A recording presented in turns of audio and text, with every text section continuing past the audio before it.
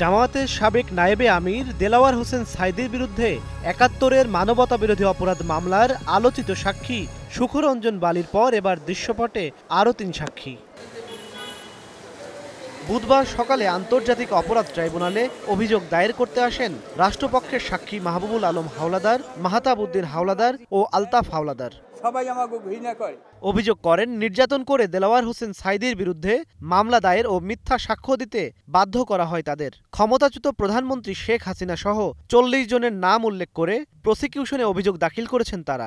১৯৭১ সালের যে ঘটনার সাথে ন্যূনতম সম্পর্ক মাওলানা দেলাওয়ার হোসেন সাঈদীর ছিল না, সেই ঘটনাগুলো দেলাওয়ার হোসেন সাঈদী সাহেবকে জড়িয়ে একটি মিথ্যা মামলা করতে তাকে যে বাধ্য করেছিলেন এবং পরবর্তীতে সেই মামলায় তাকে আন্তর্জাতিক অপরাধ ট্রাইব্যুনালে PW1 হিসাবে বাদী হিসাবে তাকে যে সাক্ষ্য দিতে মিথ্যা সাক্ষ্য দিতে বাধ্য করেছিলেন। দীর্ঘ সময় ধরে নির্যাতন করে জীবননাশের হুমকি রেখে তার মাথায় পিস্তল ঠেকিয়ে তাকে বাধ্য করেছে সাঈদী সাহেবের বিরুদ্ধে এই মামলাটি।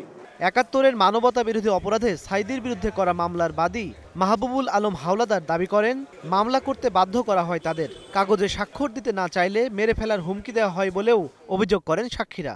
আগেই তারা একটা রেডি করে রাখে ওই মামলার সব কিছু, আমাকে সেখানে সই দিতে বলে। আমি যখন সই দিতে না চাওয়ায়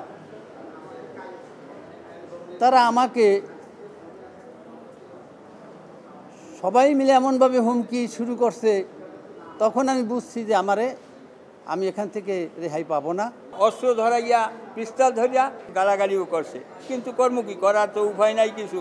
যখন আইনেই ফালাইছে আমাকে অনেক দিন পর্যন্ত রাখছে, রাখিয়া টেকে এইভাবে পড়াই দিয়েছে, তারপরও আমরা ঘুরাই দিই, তারপরও দেখি যে জীবনের কোনো আমাকে নিরাপত্তা নাই। এই বিদায় করতে আমরা বাধ্য হয়েছি। এর আগে ২১ আগস্ট এই মামলার আরেক সাক্ষী সুখরঞ্জন বালি অভিযোগ দায়ের করেন ট্রাইব্যুনালে। মিথ্যা সাক্ষী দিতে রাজি না হওয়ায় গুম, অপহরণ সহ ৫ বছর ভারতে কারাবন্দী করে রাখার অভিযোগ ছিল তার। বলতে পারেন এখান দিয়ে নিয়ে গেছে, নেওয়ার পরে এখন এখানে প্রশাসনরা নেওয়ার পরে মানে আমার নাক মুখ আটকাইয়া কোথায় নিয়ে গেছে নিজেই আমি জায়গার কথা আমি বলতে পারবো না।